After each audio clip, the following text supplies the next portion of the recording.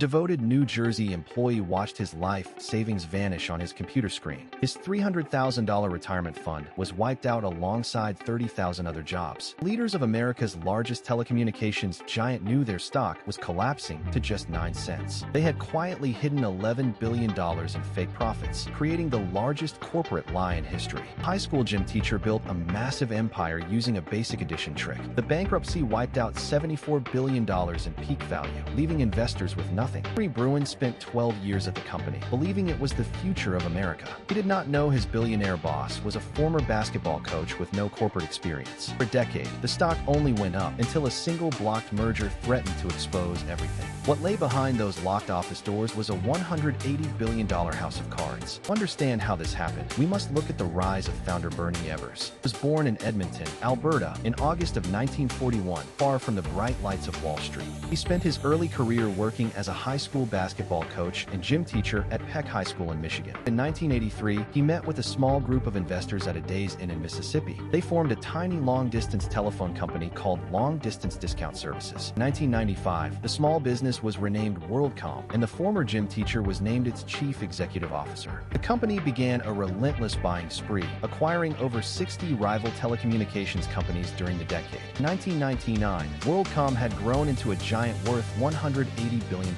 The former coach saw his personal net worth soar to an estimated $1.4 billion. In June of 1999, the company's stock price hit its historic peak of $64.50 per share. Their headquarters in Clinton, Mississippi, was a 500,000 square foot campus housing thousands of employees. In 1997, they bypassed major investment banks to launch a hostile takeover bid for MCI, a company 3 times their size. The massive deal closed in September of 1998, making them the second largest long-distance carrier in America. But in the year 2000, the Department of Justice and European regulators stepped in. They officially blocked WorldCom's proposed $129 billion merger with Sprint. This blocked merger halted their growth engine and exposed massive operational inefficiencies that had been hidden for years. With acquisitions blocked, the company could no longer hide its bleeding balance sheets. Investors still believed the company was a money-making machine, but the truth was far darker. The former gym teacher had built a personal lifestyle that required the stock price to stay high at all costs. In the year 2000, the entire telecommunications industry collapsed into a severe downturn and WorldCom's revenue stalled. Under intense pressure, the chief financial officer, Scott Sullivan, directed a massive accounting fraud starting that summer. The executives knew that if they reported their true earnings, the stock would crash and their personal fortunes would vanish. They began reclassifying ordinary line costs, which were fees paid to use other networks, as long-term capital assets. These network fees were enormous, accounting for approximately half of the company's total operating expenses. Every time a customer made a call, WorldCom paid competitors to route it, but they booked these daily bills as long-term investments. This simple reclassification hid $3.8 billion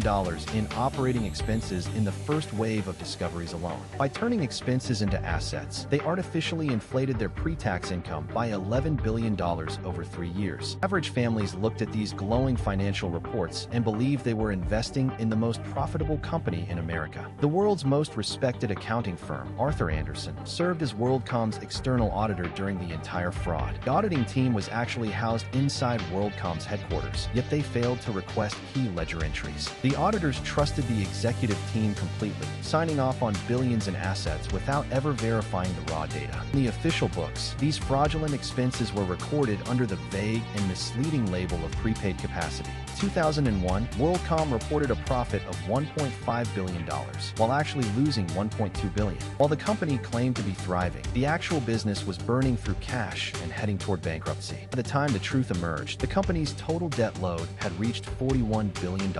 Arthur Andersen later lost its license to audit public companies due to its role in the Enron scandal. One of the 5 largest accounting firms in the world vanished because they chose to look the other way. Prominent Wall Street analyst named Jack Grubman maintained a strong buy rating on WorldCom stock until the very end. Grubman was later fined $15 million and banned from the securities industry for life for issuing misleading research. Millions of regular investors trusted these Wall Street experts, pouring their life savings into a black hole. To keep the secret safe, executive leadership strictly forbade WorldCom's internal audit team from accessing the main computerized ledger. This was happening at a company that controlled over 50% of all internet backbone traffic in the United States. The The entire country relied on this network for daily communication, completely unaware that the company running it was a financial fiction. This simple accounting trick hid billions, but the collapse ultimately wiped out 30,000 jobs and billions in retirement savings. The collapse of the fraud began with Cynthia Cooper, the company's vice president of internal audit. In May of 2002, Cooper and her small team began conducting secret, late-night audits of the company's books. The internal audit team worked 18-hour days, ordering pizza directly to the office so nobody would see them leaving. An auditor named Gene Morse wrote a custom database query that took hours to run in the dead of night. The query uncovered $2 billion in completely unapproved capital expenditure transfers. Preserve the evidence. An auditor used his personal credit card to buy a high-capacity external CD burner. They copied the secret ledger entries in a race against time, fearing the files would be deleted by executive leadership. The chief financial officer discovered what they were doing. He confronted the team and ordered them to delay their audit. He demanded they push the investigation back to the following year, trying to buy himself more time. Cynthia refused the order and took her findings directly to the head of the audit committee, Director Max. On June 12, 2002, she handed over the evidence that would destroy the company. On June 24th, the board of directors held an emergency meeting and demanded the chief financial officer resign. He refused to step down. They fired him on the spot, ending his career in disgrace. The damage spread rapidly, wiping out $150 million from the Mississippi Public Pension Fund. New York State Common Retirement Fund lost over $300 million on its WorldCom investments. Mid-level employees who had simply followed orders, like accounting manager Betty, were sentenced to prison. Another accountant, Troy, received 3 years of probation for his reluctant role in making the fake entries. While employees faced prison, Chief Executive Bernie was cashing out. Bernie used his company's own stock as collateral to borrow over $408 million from the corporation itself. He used this borrowed fortune to purchase a 500,000-acre ranch in British Columbia for $65 million.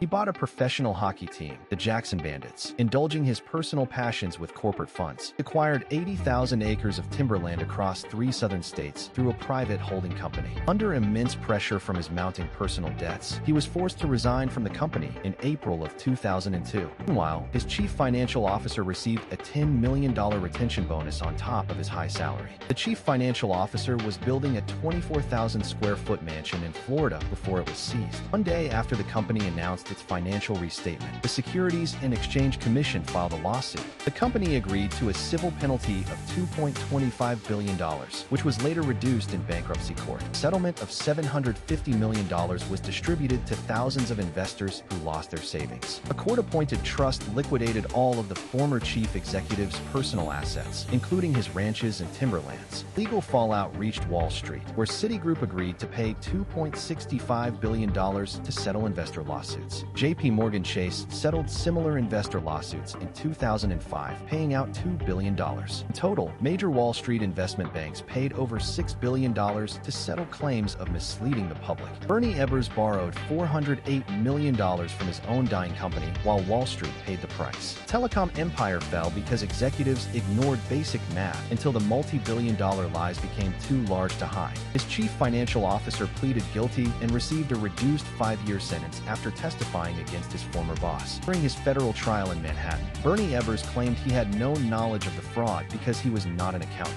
Prosecutors presented 30 separate memos detailing the financial disaster that had been sent directly to his office. The scandal prompted Congress to pass the Sarbanes-Oxley Act on July 30, 2002, reforming corporate reporting. July 13, 2005, the former chief executive was sentenced to 25 years in federal prison. The $180 billion empire that wiped out Henry Bruin's savings ended with Bernie Ebbers dying broke.